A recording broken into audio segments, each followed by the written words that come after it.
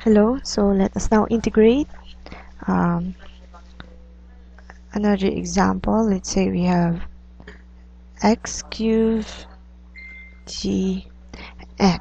Okay, so once again, using our power formula, we have x, 3 plus 1 is 4, all over 4 plus c. Okay, so our answer here is under the what we call the type of integral, which is indefinite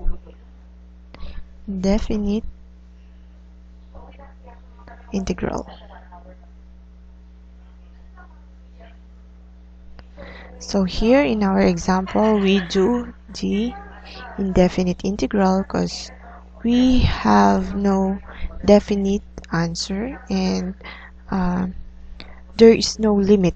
Okay, so this time we will discuss the what we call the definite integral.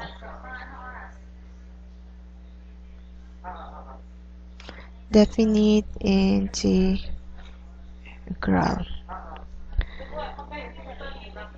So once again, when we say definite integral, it has a the integration as a limit, and we do have a definite answer, not like this. So we will gonna come up with some real values here. Okay, so let us discuss further regarding this definite integral here. So let the function f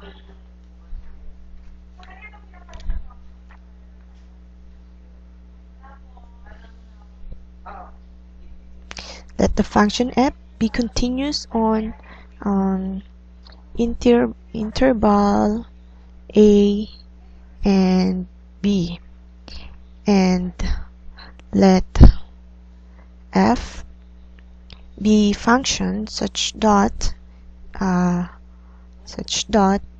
the f prime of x, or our small f of x, for all x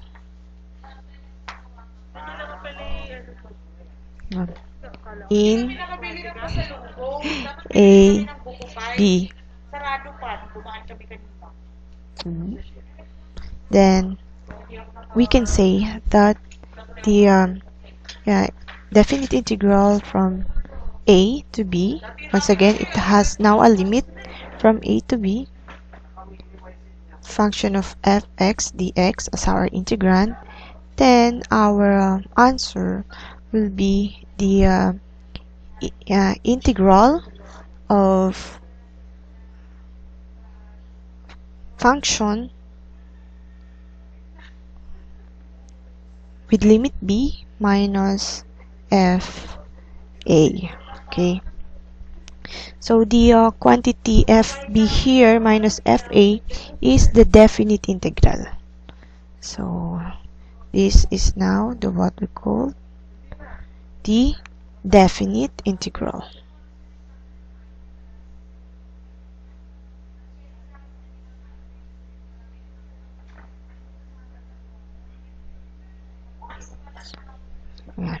Because instead of using variable x here, we will substitute the value of our limit a and b.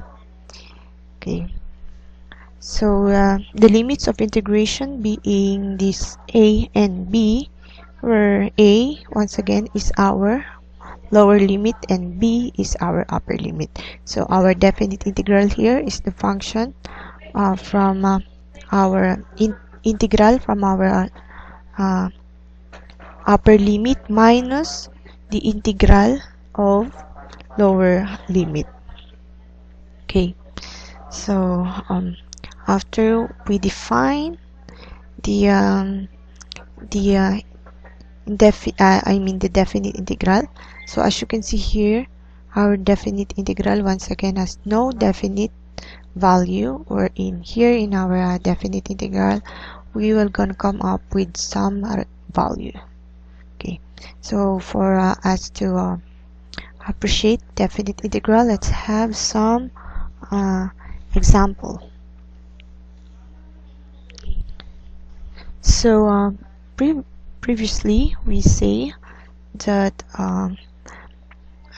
using indefinite integral of x cubed dx, we come up with x to the 4 over 4 plus c. So once again, this is our indefinite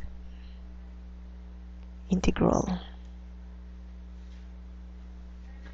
But if we will gonna solve the definite integral, then we must have first our limit from lower limit to upper limit. So say let us integrate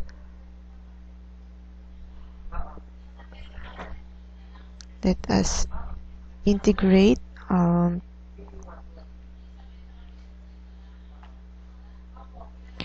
us also integrate this, but let's have a limit from, let's say, from 0 to 2. So our lower limit here is 0 and our upper limit here is 2.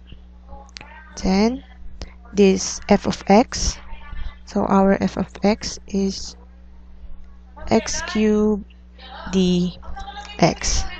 So this is now our f of x.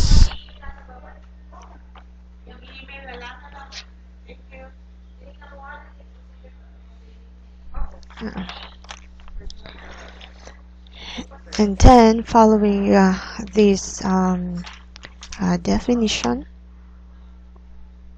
we will gonna come up with the integral of this is, once again, x to the 4 all over 4, but instead of writing this answer, we will now have our limit from 0 to 2. So how are we going to apply this in our answer? So first, it says that we need to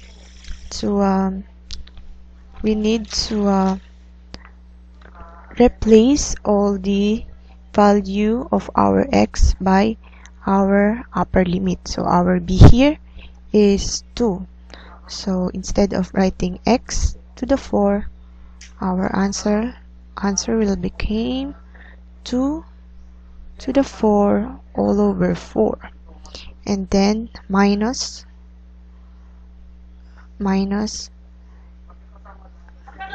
f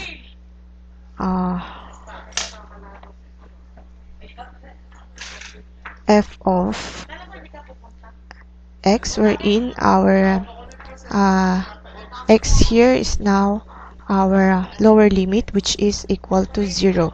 So instead of writing x, we will substitute the value of our lower limit, which is 0 raised to 4 all over 4. That is now our answer, which is called definite integral.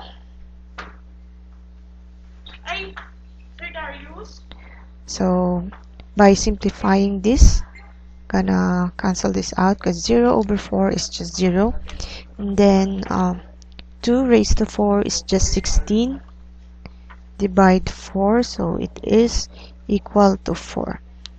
So as you can see here, we now have our definite answer by doing the definite integral of some function of x. So that is the main difference of doing the indefinite and the definite integral.